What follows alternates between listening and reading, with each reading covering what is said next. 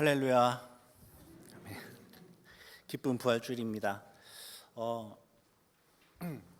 빨리 하나님께 찬양을 드리고 싶은 마음에 이렇게 근질근질 하실 테지만 우리 좀 이 시간에 잠시 하나님 말씀 보면서 부활의 기쁨을 좀 더 깊이 생각해 보았으면 좋겠습니다. 우리도 부활을 생각하면 마음에 어떤 울림이 있고 감동이 있는데 우리보다 더 부활에 대해서 각별한 마음이 들었을 것 같은 사람을 좀 살펴보려고 합니다. 오늘 본문에 나온 베드로입니다. 우리가 읽진 않았지만 21장 1절부터 3절을 보면 베드로가 지금 어디 있냐면 디베랴 호숫가에 있습니다. 디베랴 호수는 갈릴리 호수 혹은 갈릴리 바다라고 불리는 그곳입니다. 여러분, 호수하면 호수에 이렇게 딱 있다고 생각을 하면 어떤 이제 모습이 그려집니까? 저는 이제 낭만이 그려집니다. 잔잔한 물결에 비춰지고 있는 그 윤슬도 있고 지저귀는 새소리 들리고 풀내음, 바다 내음도 물 이렇게 내음도 이렇게 날 것이고 우리 코와 귀와 눈이 힐링되는 그러한 이제 장면들이 호숫가 하면 이제 떠오르게 되는데 베드로에게 어땠을까 생각을 해보면 지금 베드로는 참 무척이나 괴롭고 답답한 심정이었을 것 같습니다. 어쩌면 이 호수의 정막이 싫었을지도 모르겠습니다. 차라리 폭풍우가 몰아치고 정신없이 분주하게 일하면서 이런 잡생각이라고 하면 좀 그러네요. 예수님에 대한 그 생각들이 없어졌으면 좋겠다 생각했을지도 모르겠습니다. 왜냐하면 지금 이곳이 예수님과의 참 진한 추억이 있는 장소이기 때문에 그렇죠. 자식을 잃은 부모는 이사를 간다고 합니다. 그 장소, 그 물건, 그 환경에 추억이 묻어있기 때문에 사랑했던 사람이랑 헤어졌다면, 특별히 사별하는 것이라면 그 사람과의 추억이 묻어있는 그것을 볼 때마다 참 마음이 아프기 때문에 이사를 가게 된다고 합니다. 베드로에게 디베랴 호수가 어쩌면 그러한 장소였을지 모르겠습니다. 게다가 베드로는 그 예수님의 죽음을 방관했다 하는 죄책감까지 가지고 있는 상태입니다. 베드로는 3년간 예수님 따랐습니다. 그냥 따른 게 아니라 자신의 모든 것을 다 쏟아부으면서 그 주님을 따랐습니다. 그리고 그는 예수님을 사랑했습니다. 존경했습니다. 진심으로 그분에게 모든 기대를 걸며 그분을 따라다녔습니다. 예수님은 베드로에게, 어부였던 베드로에게 소망이었고 어쩌면 금동아줄이었습니다. 예수님과 함께 했을 때는 무엇이든지 할 수 있었습니다. 이전의 자신, 어부였던 자신과는 전혀 다른 하늘을 마치 날아가는 것 같은 그런 삶을 3년간 살았습니다. 그분을 따르면서 이 권세자들, 대제사장들, 서기관들, 바리새인들 그런 자들과 어깨를 견주었고 병자를 고치고 물고기 2마리, 보리떡 5개, 떡 5개, 수천 명을 먹이기도 했습니다. 자신은 그런 위대한 분의 사랑하는 제자, 어떻게 보면 수제자였습니다. 근데 그랬던 그가 지금은 다시 예전에 그 모습 그대로 디베랴 호숫가에, 갈릴리 호숫가에 지금 나와 있는 겁니다. 다시 그물을 들 수밖에 없었습니다. 왜냐하면 그분이 죽었거든요. 그분이 죽고 모든 소망이 다 사라졌습니다. 3년간은 그냥 꿈이었던 거죠. 결국 실패했다고 생각했습니다. 이제 뭘 할까 생각을 했는데 어부 외에는 다른 것 생각이 나지 않는 겁니다.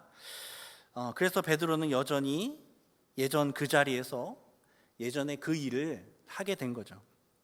그리고 동료 제자들도 함께 낚시를 하러 씁쓸한 표정으로 아마 함께 따라 나섰을 겁니다. 손으로는 호숫가에서 낚시를 하고 있지만 머릿속에서는 예수님이 떠오르면서 그립고 하면서 어쩌면 눈물을 흘렸을지 모르겠습니다. 사랑했던 사람을 사별한 사람들, 고인을 생각하면서 꼭 하는 생각이 있다고 하는데요. 내가 그 사람 마지막에 어떻게 했나 하는 것을 생각을 합니다. 세월호 사건으로 아이를 잃은 어머니가 떠나는 아이에게, 그 세월호 그 수학여행을 떠나는 그 어린 아이에게 마지막으로 했던 그 말이 무엇이었는지, 꾸중했던 말, 타박했던 행동들, 뭐 그런 것들이 두고두고 마음에 남았다 하는 기사를 본 기억이 납니다. 어쩌면 베드로도 정말 사랑했고 정말 존경했던 그분의 마지막 자기가 행했던 모습들을 떠올렸을 겁니다. 3번이나 부인했던 모습, 3번 부인했을 때 주님과 눈이 마주쳤던 그 모습, 마지막 밤 같이 기도하자 하셨을 때 기도하지 않고 잠을 자던 모습, 그런 것들을 생각하면서 슬퍼했을 것 같습니다. 마지막 밤까지도 베드로는 예수님과 함께 기도하지 못했고 마지막 순간까지 그 예수님의 마음을 몰라서 그 예수님을 배반했습니다. 자신이 예수님께 행했던 마지막 모습 참 후회투성입니다. 그 누구보다 예수님의 마음을 아프게 했던 사람이 어쩌면 가룟 유다보다 자기가 아닐까 하는 생각이 들 만큼 그런 어떤 스스로의 자책감에 빠져 있을지도 모르겠습니다. 그리고 지금 주님은 베드로에게 어떤 해명을 할 기회도 주지 않으시고 십자가에 달려 돌아가셨죠. 그런데 5절 보면 갑자기 호숫가 근처에서 어떤 사람이 와서 묻습니다. 얘들아, 너희들 고기는 좀 잡았니? 하면서 말이죠. 제자들은 못 잡았습니다. 대답합니다. 그러자 그 사람이 그물을 배 오른편에 던지라, 그리하면 잡을 거다 라고 말씀합니다. 베드로와 제자들은 놀랐습니다. 왜냐하면 3년 전 그 예수님이 하셨던 그 말과 똑같은 그 말이기 때문에 그렇죠. 제자들은 이번에도 그 권위 있는 말씀에 순종하면서 그물을 오른편에 던집니다. 그리고 3년 전 그때와 똑같은 일이 일어나게 됩니다. 이번에는 너무 많이 잡힌 고기 때문에 그물을 들 수조차 없었습니다. 제자들은 특히 그 가운데 있던 베드로는 5만 가지 생각이 났을 것 같습니다. 그때 한 제자가 이렇게 외칩니다. 예수님이시다. 그러자 베드로가 일하느라 벗어놓았던 겉옷을 입고 바다로 뛰어내립니다. 보통 바다에 뛰어내릴 땐 겉옷을 벗지 않나요? 그런데 베드로는 겉옷을 입고 뛰어내립니다. 예수님을 맞이할 때 속옷 차림으로 맞이할 수 없다 생각했던 것 같습니다. 너무 반가운 마음에 겉옷까지 갖춰 입고 뛰어내려서 예수님 있는 데로 갔는데 막상 예수님 앞에 서니까 딱히 말을 건넬 용기가 나지 않는 것 같습니다. 그냥 고개를 숙이고 있지 않았을까 싶습니다. 그런 제자들 앞에서 주님께서는 밤새도록 고기를 잡느라 수고했다 하면서 아침을 만들어 주십니다. 친히 고기를 구우시고 식사 준비를 하십니다. 사실 말씀만으로도 물고기 2마리와 떡 5개로 수천 명을 먹으실 수 있지만 그 주님께서 친히 직접 음식을 대접해 주시는 거죠.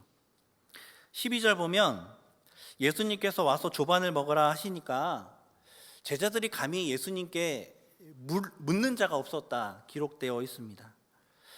아무 말 없이 어떤 두려운 마음에 묻지도 못하고 예수님이 만들어주신 아침을 먹으면서 제자들은 어떤 생각을 했을까요? 반갑기도 하고 죄송하기도 하고 감사하기도 하고 정말 신기하기도 하고 이게 참 믿겨지지도 않고 여러 복잡한 마음이 아마 들었을 것 같습니다. 특히 베드로는 더 죄송했을 것 같습니다. 예전에 그렇게 가까웠던 예수님, 내가 장담하건대 예수님 끝까지 따라가겠다라고 했던, 그러나 실패했던 그 자신의 모습을 돌아보면서 그 예수님이 예전엔 그렇게 반갑고 편안하고 사랑스러웠는데 지금은 정말로 어색하고 불편하다 생각했을지 모르겠습니다. 그리고 이제 우리가 읽었던 본문 내용이 나오는데요, 아침을 먹고 나자 주님이 갑자기 베드로 앞에 다가오십니다. 그리고 베드로의 처음 이름을 부르시면서 요한의 아들 시몬아, 내가 이 사람들보다 나를 더 사랑하느냐 하고 물으십니다. 베드로는 대답하기 힘들었겠지만 주님, 그렇습니다. 제가 주님 사랑하는 줄 주님 아십니다. 이렇게 대답을 하죠. 예수님께서는 그런 베드로에게 내 어린 양을 먹이라 하십니다. 그런데 예수님께서 다시 베드로의 이름을 부르시면서 내가 나를 사랑하느냐 하고 또 물으십니다.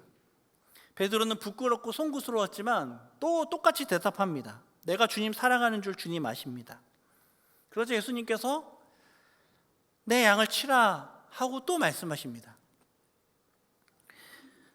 베드로가 어떻게 양을 칠 수 있겠습니까?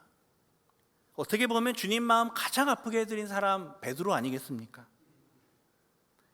저주하고 맹세하며 예수님 모른다고 말한 자신보다는 다른 제자들이 더 양치기가 합당하지 않겠습니까? 그런 생각을 막 하고 있을 때 주님이 다시 한번 물으시는 거죠. 요한의 아들 시몬아, 내가 나를 사랑하느냐? 그리고 다시 한번 내 양을 먹이라 하고 주님께서 말씀해 주시는 내용이 우리가 읽은 본문의 내용입니다. 누구나 같은 질문 3번 하면 생각하게 됩니다. 내가 정말 그런가? 하고 생각하게 되죠. 주님은 이 3번의 이 동일한 질문을 통해서 베드로의 진심을 점검하고 이후 내용을 보면 베드로를 완전히 회복시키셨다는 것을 우리가 알게 됩니다. 예수님이 베드로에게 오셔서 너가 나를 배반하였느냐? 하고 물으셨다면 어땠을까요? 정말 베드로는 쥐구멍에 들어가고 싶었을 것 같습니다. 아니면 너가 나를 그렇게 부인하고 있을 때 그때 나를 사랑하는 마음으로 그렇게 부인한 거냐? 하고 물었다면 참 아니오라고 답할 수밖에 없었을 것 같습니다. 그런데 예수님께서는 어떻게 물으시냐면 과거에 어땠는지는 상관이 없다. 내가 그게 관심 있는 게 아니다. 너가 지금 나를 사랑하느냐? 하고 물으신 거죠. 지금 나를 사랑하느냐? 내가 지금 나를 사랑하느냐? 물으십니다. 힘든 현실에서 자신의 부족하고 추악한 모습을 바라보면서 지쳐서 실패하고 넘어져서 일어날 일 전혀 없는 그런 베드로를 향해서 내가 과거에 그 어떤 것 다 궁금하지 않고 내가 지금 나를 사랑하느냐 하고 물으신 겁니다. 이 질문은 베드로를 완전히 회복시키는 질문이었을 것 같습니다. 여러분, 주님의 부활이 우리에게 어떤 의미입니까? 우리 죄를 사하신 증거가 부활 아닙니까? 이전에 우리가 주님께 잘못한 것이 있고 우리 안에 어떤 추악한 모습이 있다 해도 주님의 부활이 우리의 의로움의 증거가 됩니다. 우리 때문에 주님께서 죽으시고 거기에서 끝났다면, 주님께서 우리의 죄를 짊어지고 십자가에 달려 죽으심으로 그것이 끝이 났다면 우리도 슬픔과 낙담 가운데 살아갈 수밖에 없겠지만, 그 주님 나 때문에 돌아가셨다면서 항상 계속 울면서 지낼 수밖에 없겠지만, 예수님의 그 십자가의 사역이 효력이 있다는 그 증거로 예수님께서 다시 살아나셨습니다. 이전에 주님을 사랑했던 그 모든 사랑을 잃어버린 채 그리스도인이 아닌 것 같은 상태로 있을지라도 우리가 회복될 소망을 얻을 수 있는 사건, 그것이 바로 부활 사건이다 하는 것입니다. 지금 이 시간에 주님은 동일하게 우리에게 찾아오셔서 말씀합니다. 내가 나를 사랑하느냐 하고 말이죠. 비록 고된 현실에 부딪혀서 나를 잊고 살아갈지 모르고 심지어 부인하며 살아갈지도 모르겠지만 중요한 것은 지금 내가 나를 사랑하느냐, 그것을 주님이 말씀하시는 거죠. 여태까지 매번 넘어지고 무너진 것, 그런 거 주님 다 아십니다. 그런데 주님 그걸 물으시지 않으시고 다른 걸 물으세요. 지금 내가 나를 사랑하느냐? 앞으로 너가 무엇을 할 수 있는지, 너의 영적인 상태가 어떠한지, 너의 능력이 무엇이고 너가 준비된 것이 무엇인지 궁금하지 않다. 내가 지금 묻고 싶은 것은 내가 지금 나를 사랑하느냐? 이다. 부활하신 주님은 그것을 우리에게 물으시는 겁니다. 그리고 우리에게 이제는 너가 나를 사랑한다면 이제는 자신의 일을 버리고 하나님의 양을 치라. 너 자신을 버리고 나의 일을 감당하라. 예전처럼 어부의 일을 하지 말고 자신에게 세상에 함몰되어서 염려와 근심과 걱정 가운데 살아가지 말고 이제 하나님의 영광을 위하여 내가 너에게 맡겨주신 그 사명 따라 살아가라 하고 말씀하시는 거죠. 주님은 우리의 연약함에도 불구하고 여전히 우리를 사랑하시는 줄 믿습니다. 사랑하실 뿐만 아니라 우리로 하여금 주님의 양을 먹이게 하는 그런 영광스러운 직분을 우리에게 맡겨주시는 줄 믿습니다. 이 말씀은 베드로에게 뿐만 아니라 현대사회에 눌려 지내면서 실패하고 낙심하고 있는 성도들 모두에게, 혹은 주님의 부활을 소망하며 성실하게 승리하며 살아가고 있는 성도 모두에게 주시는 하나님의 말씀입니다. 부활을 기념하는 오늘 주님의 이 물으심 앞에 자신 있게 내가 주님을 사랑합니다 라고 대답을 하면서 이제 하나님이 맡겨주신 사명, 주님 맡겨주신 그 양을 먹일 수 있는 저와 여러분 되기를 소망합니다. 그리고 그 마음으로, 소망의 마음을 가지고 기쁨으로 찬양할 수 있는 저와 여러분 될 수 있기를 간절히 소원합니다. 기도하겠습니다.